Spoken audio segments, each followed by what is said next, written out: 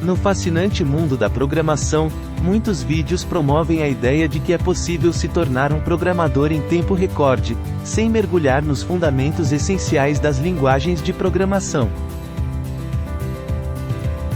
A sedução da aprendizagem rápida promete resultados imediatos, mas muitas vezes sacrifica a compreensão profunda e duradoura, relegando os fundamentos essenciais a segundo plano.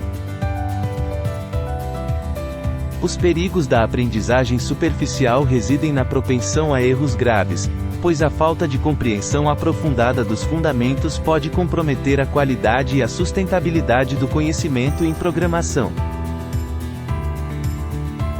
Construir uma base sólida é a pedra angular do sucesso na programação, proporcionando uma compreensão profunda dos fundamentos e fortalecendo a capacidade de enfrentar desafios de forma consistente e duradoura.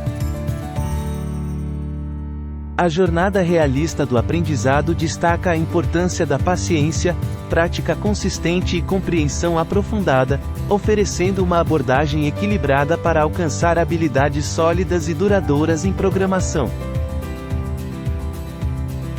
Embora a ideia de se tornar um programador rapidamente seja atraente, reforçamos a importância de construir uma base sólida para alcançar o sucesso a longo prazo.